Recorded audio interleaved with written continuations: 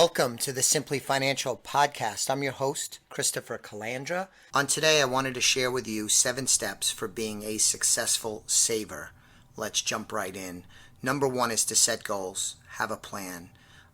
There is ample research that shows that people that set goals achieve more, and that is exaggerated if you write down your goals. So the first step in being a successful saver is to set some saving goals and to create a plan. So that's number 1. Number 2 is systematize savings. A lot of people's biggest net worth, liquid net worth anyway, is in their 401k. And part of the reason for that is it's systematized. It comes out of your paycheck. It's a habitual, systematic approach to putting money aside for your future. So you want to use that technique in other areas. Some examples are split deposit your paycheck. Instead of having it all go into your checking account, which often is where spending originates from, is have some of it go to a savings account instead of a checking account. Auto invest. If you're funding IRAs, college funds, investment accounts, have that systematized where on, say, the 1st or 15th of the month, you have X number of dollars go to various different saving/investment accounts. So number 2 is systemize saving. Number 3, pay yourself first. This is an old adage about approaching money where you invest and save first and spend what is left over, instead of what most people do, which is spend and then try and save and invest what's left over. It's far more successful in terms of building wealth if you pay yourself first. So that's the 3rd tip for being a successful saver, is employ the strategy of paying yourself first. Number 4, reduce spending. If you're spending money, if you're consuming it, then you're not saving it. And we all want to save. We all want to spend. We all want to enjoy our lives, and that's okay. But if you want to save more, creating a budget or analyzing your spending, looking for opportunities to reduce spending without giving that much up in fulfillment and joy is a great way to increase savings, especially if it's an area that has been troublesome for you. Find opportunities to reduce spending. Hopefully you could do that without giving up too much of your life's enjoyment. Usually you can achieve that. So that's number 4, reduce spending. Number 5, don't leave money on the table. I'm thinking about the 401k match in particular for this. So let's slow down and talk about what I am speaking about. So 401k is an employer-sponsored retirement plan, and many 401ks offered by employers have a matching formula. It's a tit-for-tat relationship. What the employer is saying is if you contribute some of your pay voluntarily into your retirement account within the 401k, that will trigger the company to contribute on top of the money that you've put in out of your own pay.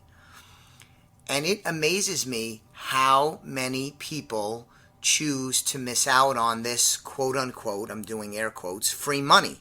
So a common matching formula, I should say, is a company might say to the employees, if you save 6% of your pay, we'll contribute 50 cents on the dollar up to the 6%. So that means if you save voluntarily out of your pay 1%, they're going to put in 50% of that, or 1/2 of 1%. If you contribute 3%, they're going to contribute 1.5%. And this is based on pay. So let's use $50,000 income as an example. $50,000 income, that means if you save 3% of your pay, which is $1,500 a year gross, that's excluding the factor of tax benefits. I just want to keep this simple. $50,000 income, you save 3% of your pay, that's $1,500 that you put into your own retirement account within the 401k. That means the company then will be triggered to match In this case, the matching formula is 50 cents on the dollar, so you would get 1.5% or $750. That's not so bad. You do that consistently over time between what you're putting in, combined with the matching contribution from the company, combined with what is hopefully good earnings, you could amass quite a bit of money in a short period of time and a lot of money over the long term. So don't leave money on the table. Take advantage of the match at work. Just as a reminder, I used a sample 50% match up to 6%, but there's all different types of matching formulas that are out there.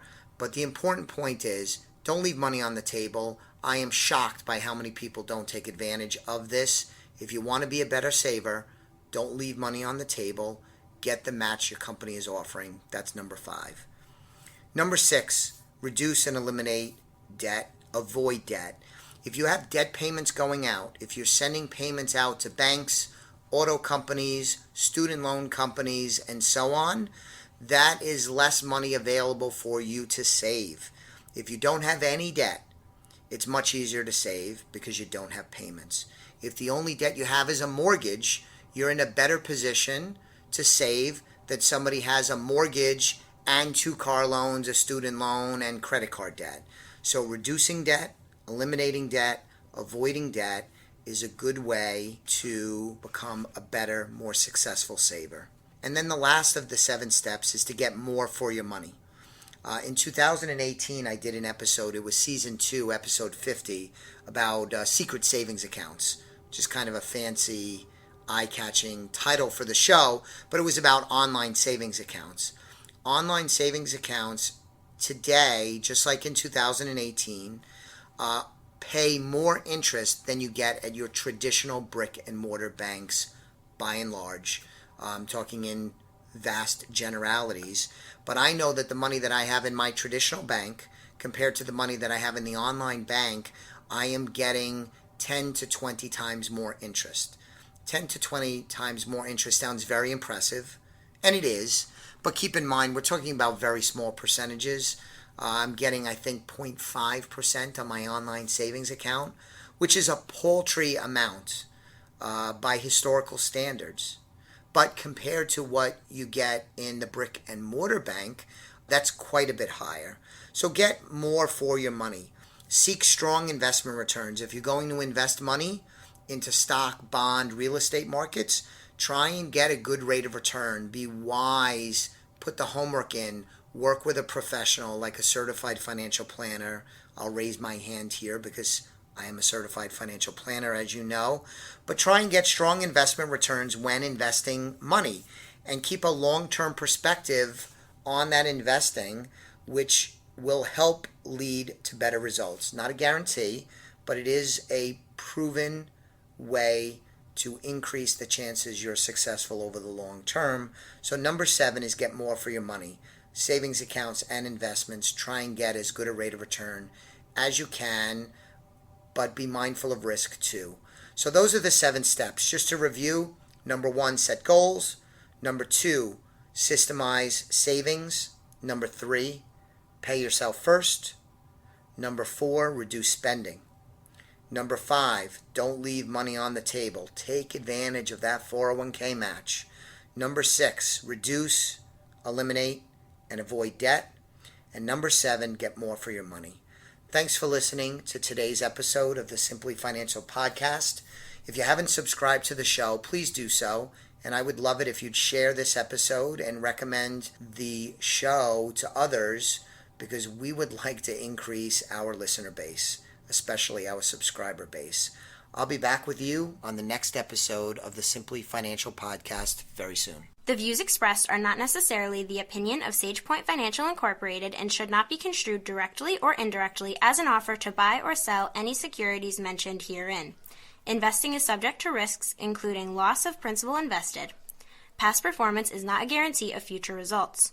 No strategy can assure a profit nor protect against loss. Please note that individual situations can vary. Therefore, the information should be relied upon when coordinated with individual professional advice. Please note, the information being provided is strictly as a courtesy. When you link to any of the websites provided here, you are leaving this website. We make no representation as to the completeness or accuracy of the information provided at these websites, nor is the company liable for any direct or indirect technical or system issues or any consequences arising out of your access to your use of third-party technologies, websites, information, and programs made available through this website. When you access one of these websites, you are leaving our website and assume total responsibility and risk for your use of the websites you are linking to. Securities and advisory services are offered through SagePoint Financial Incorporated, member FINRA SIPC. Insurance services offered through Elliott Wealth Management, LLC, not affiliated with SagePoint Financial.